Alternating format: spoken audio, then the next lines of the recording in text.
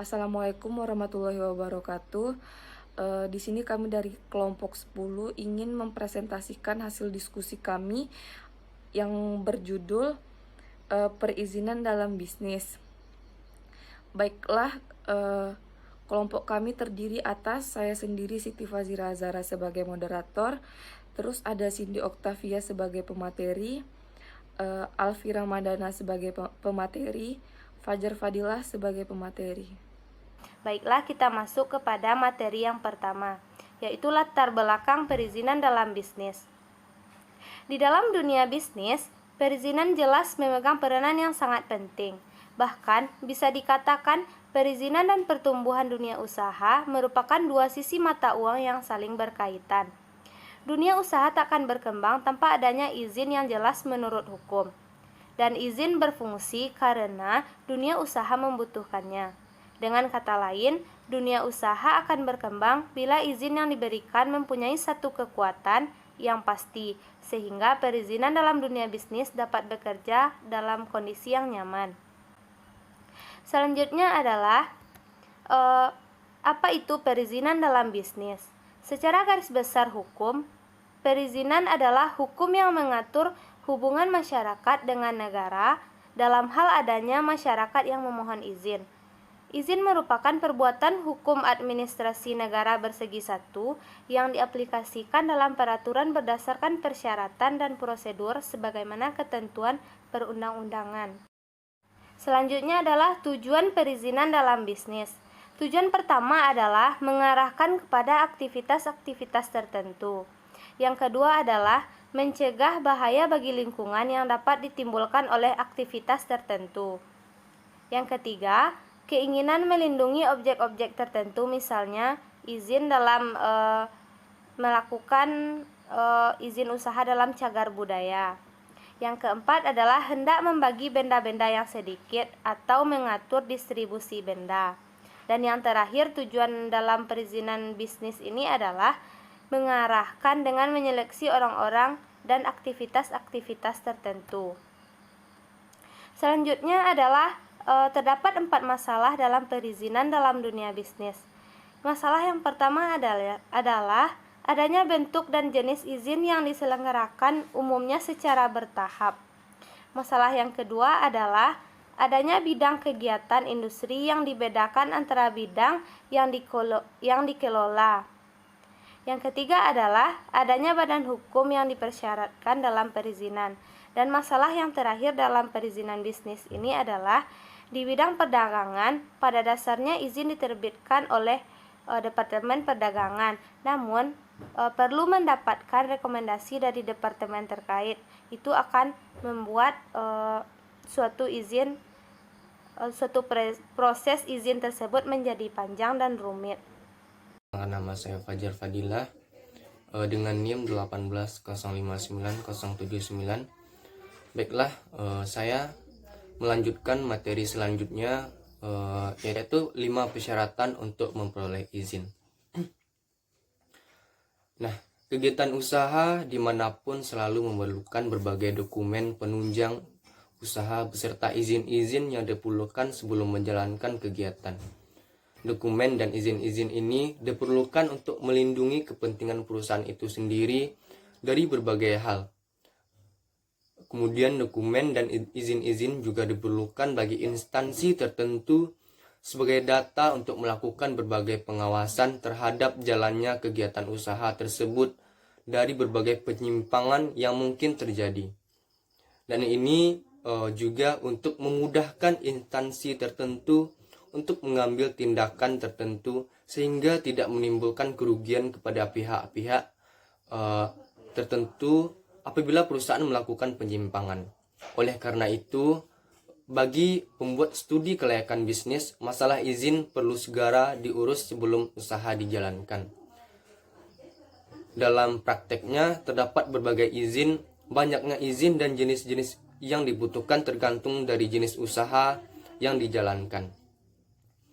Nah, terdapat 5 persyaratan untuk memperoleh izin. Yang pertama yaitu syarat untuk mendapatkan izin.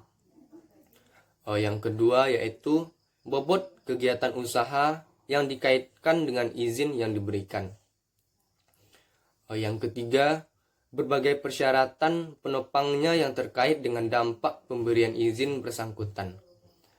Yang keempat, berbagai hak dan manfaat yang dapat digunakan oleh penerima izin.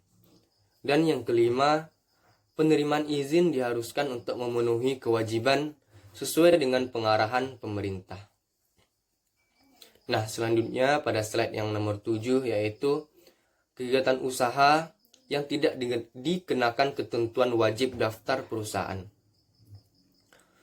Sebuah usaha atau kegiatan yang bergerak di luar bidang perekonomian dan sifat serta tujuannya tidak semata-mata mencari keuntungan atau laba.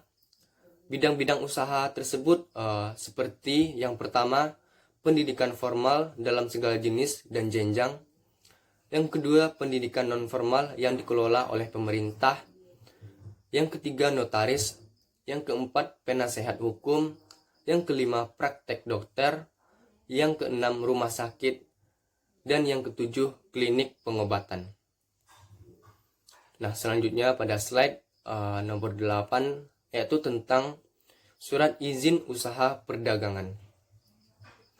Nah, surat izin usaha perdagangan ini adalah surat izin yang untuk dapat melaksanakan kegiatan perdagangan. Dasar hukum untuk mendapatkan surat izin ini adalah Undang-Undang Nomor 3 Tahun 1982 tentang wajib daftar perusahaan yang menyebutkan bahwa suatu perusahaan wajib didaftarkan dalam waktu 3 bulan setelah perusahaan mulai menjalankan usahanya. Nah, untuk mendapatkan surat izin usaha perdagangan ini diperoleh secara mengajukan surat permohonan izin atau SPI yang dapat diperoleh secara cuma-cuma pada kantor wilayah Departemen Perdagangan atau kantor perdagangan setempat. Yang kesembilan, ketentuan perusahaan yang harus memiliki surat izin usaha perdagangan. Yang pertama, perusahaan kecil. Perusahaan yang mempunyai modal dan kekayaan bersih di bawah 25 juta. Yang kedua, perusahaan menengah. Perusahaan yang mempunyai modal dan kekayaan bersih 25 juta sampai 100 juta. Nah, yang terakhir, perusahaan besar. Perusahaan yang mempunyai modal dan kekayaan bersih di atas 100 juta. Baiklah, materi selanjutnya saya akan jelaskan yaitu tentang perizinan di bidang industri. Perizinan di bidang industri telah diatur secara khusus dengan peraturan pemerintah nomor 13 tahun 1987 tentang izin usaha industri, di mana pada penjelasannya disebutkan bahwa dalam rangka pencapaian pertumbuhan industri, aspek perizinan akan ikut memainkan peranan yang amat penting. Dan menyadari akan peranannya, aspek perizinan harus mampu memberikan motivasi yang dapat mendorong dan menarik minat para investor untuk menanamkan modalnya di sektor industri. Perizinan memang salah satu alat kebijaksanaan yang apabila dipergunakan secara efisien dan merupakan alat yang efektif untuk menggerakkan perkembangan dunia usaha di bidang yang benar-benar mendukung pembangunan tersebut. Intinya itu ada dua macam izin usaha industri. Yang pertama yaitu izin tetap, yaitu usaha industri yang diberikan secara definitif kepada perusahaan industri yang telah berproduksi secara komersial. Izin tetap ini berlaku untuk seterusnya selama perusahaan industri yang bersangkutan berproduksi. Yang kedua itu izin perluasan, yaitu izin usaha industri yang diberikan kepada perusahaan industri yang melakukan penambahan kapasitas dari jenis produk atau komoditi yang telah diizinkan. Perusahaan yang telah memperoleh izin usaha industri akan dibebani 3 kewajiban, yaitu sebagai berikut. Yang pertama itu melaksanakan upaya keseimbangan dan kelestarian sumber daya alam serta pencegahan timbulnya kerusakan dan pencemaran terhadap lingkungan hidup akibat kegiatan industri yang dilakukan. Yang kedua itu melaksanakan upaya menyangkut keamanan dan keselamatan alat, proses serta hasil produksinya termasuk pengangkutan dan keselamatan kerja. Yang ketiga itu melaksanakan upaya hubungan dan kerjasama antar para pengusaha nasional untuk mewujudkan keterkaitan yang saling menguntungkan. Nama saya Siti Fazira Zara. Di sini saya akan melanjutkan materi selanjutnya, yaitu tentang pajak atas bea material. Menurut Undang-Undang Nomor 10 Tahun 2020, bea material adalah pajak yang dikenakan atas suatu dokumen kertas maupun dokumen elektronik yang dapat digunakan sebagai bukti keterangan. Ada dua pajak atas biaya material. Yang pertama, objek biaya material yang dikenakan atas dua lagi. Yang pertama, dokumen yang dibuat sebagai alat untuk menerangkan mengenai suatu kejadian yang bersifat perdata. Yang kedua, dokumen yang digunakan sebagai alat bukti di pengadilan. Yang kedua yaitu bukan objek biaya material, itu dibagi atas 9. Pertama, dokumen yang terkait lintas dan barang. Yang kedua yaitu adalah segala bentuk ijazah. Yang ketiga, tanda terima pembayaran gaji, uang tunggu, pensiun, dan lain-lain. Yang keempat yaitu adanya tanda bukti penerimaan uang negara di kas negara, kas pemerintahan daerah, bank, dan lembaga lainnya.